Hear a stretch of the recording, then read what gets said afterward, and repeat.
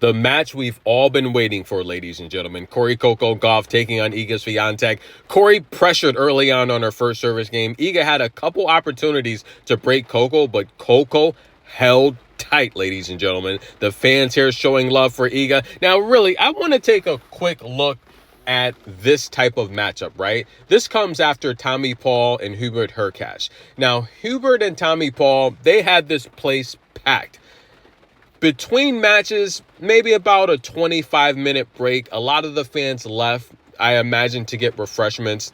Listen, guys, I've said time and time again, when we have the biggest WTA matchups, they have to come before the ATP matchups, right? Because we want to cross-promote the sport, but we don't want the fans leaving after watching a long 2 to 3 hour ATP matchup. Okay, it's uncomfortable sitting in these hard seats.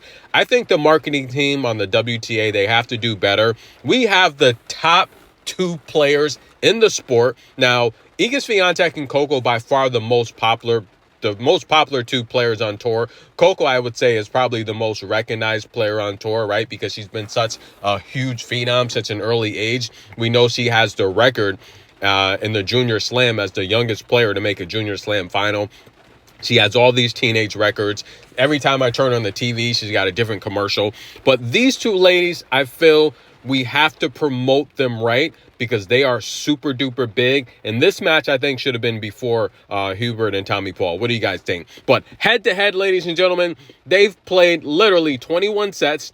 Iga's won 19 of the 21. She's dominated Coco. We know that. Why? Because styles make matchups. Iga loves to speed opponents up, and Coco's already so fast. So speeding her up into these forehand shots, I feel, is just a recipe for her to make a lot of mistakes. However, we talked about that matchup at the French Open. I think on clay, Coco it's a slower surface. She has more time to react to the forehand while she's sliding into it, and she's not really running through it full speed.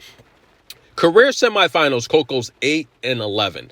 That's a lot of semifinals, but a lot of those losses have come to Iga. They've met deep in tournaments, and Iga's been consistent. She's a phenomenal player, and I love what Iga said about Coco. Iga said, look, she's still young, she's still learning, and it's a process we've all had to go through. Iga's such a classy person when she talks about Coco. And Coco, her last interview, she said, yeah, I've been practicing and working hard, and I just want to see how well I've improved. So Coco is still learning on the job. Iga's amazing on the job. But ladies and gentlemen, let's go back to the French Open. I talked about how this match was a lot closer than the score reflected, and I felt Coco did a good job bringing Iga forward and closing out at the net.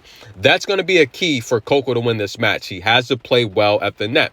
But Iga would win that match. She was pumped up, Jordan fist pumps, because Iga's just amazing on clay. I think she moves the best on clay out of all the players on tour. But then we head to Cincinnati, where Coco was pumped up. The crowd momentum is an X factor. When you're playing in front of your home crowd, literally, that picks you up. And Coco said it. The crowd picked her up when she had low moments. But the key is Coco's got to win the first set. You cannot play from behind from Iga Swiatek because she's so good and she gets stronger as she increases her lead. Coco's got to win the first set. So, again, she can get a little more aggressive in the second set, much like holding on the service game. You hold on the service game, you can get a little more aggressive on the return side of things. And she's already the best returner defender in the game. We know that. She wins 51% of her return games. That's amazing. She's going to break you every other time. So if Coco can hold, she can do damage here, ladies and gentlemen. But Coco putting on the highlight reels, that's a clip there when she got the win and she just let it all out in Cincinnati. She's going to have to do that today, ladies and gentlemen. This is the type of start you want from Coco. Applying pressure early to the world number 1. And Iga tries to climb the ladder. She cannot. That's a Jordan fist pump from Coco. She's pumped up. She's got to let that emotion out. I just feel for so long she's held it in. She's been quiet.